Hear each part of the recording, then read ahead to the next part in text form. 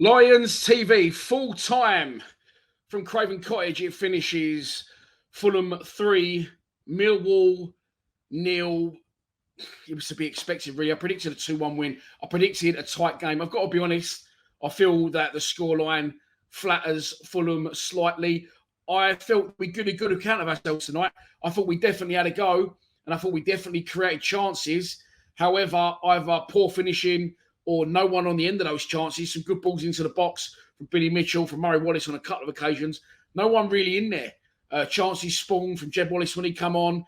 Free from Mason Bennett, which I haven't got a problem with because he's getting in the areas. Ollie Burke indirectly worked their keeper in the first half. And as I said, I thought we'd give a good account of ourselves.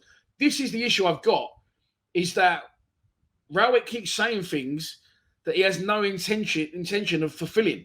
So I've got a 3-year plan to get us in the playoffs. Okay, you could argue COVID, but that one. This is the most active I'm going to be yet as Millwall manager in the transfer window. And we wasn't.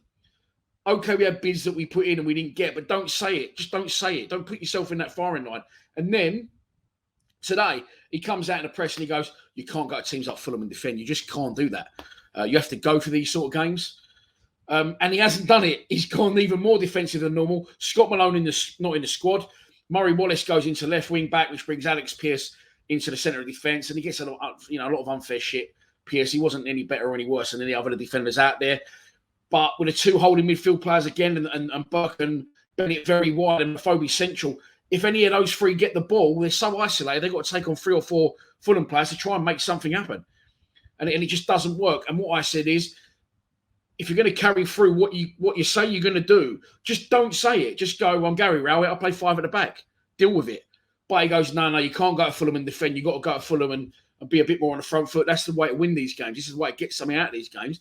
And he's gone exactly the same as he usually does, even more defensive, because Malone, probably out of his hands, injured, wasn't on the pitch. So just don't say it. And then what he does is, first half, okay, pretty much where we expected to be at that point. But the second half, start on the front foot, concede very early. That's when he reacts. That's when he goes 4 at the back. That's when he puts a 10 in Burke and brings Jed wide right. And we look already a lot less disjointed, like we've got more of a core of a side through the middle of the pitch. Don't wait to go 2-0 down to do that. That's what you usually do. And I don't have a problem with it, because I can't have a problem with it, because you're never going to fucking change as long as you've got an O in your ass. But don't say pre-match, you can't go ultra defensive against Fulham. Look, having said that, I genuinely think that is one of Rowett's better performances. I thought Keith Bell and Mitchell were brilliant in the centre of midfield. I thought Mason Bennett worked his socks off, created chances. I mean, Phobie's missed the gilt edge one at the end there. We definitely, created things. We just not got a striker at the club. Again, you have to point back to the manager for that. Because even Matt Smith, although he's not to the standard anymore, you would have rather had him on the bench there to come on than have no one. You would have rather have Tanto and Lafayette to come on than no one. Do you know what I mean? So, points to criticise and points to not. But we've been done 3-0. I genuinely think it was a little bit of a false position. And as much as I'm on Rowett's bollocks all the time, I don't know what people in the stream, thanks for tuning in, a lot you did.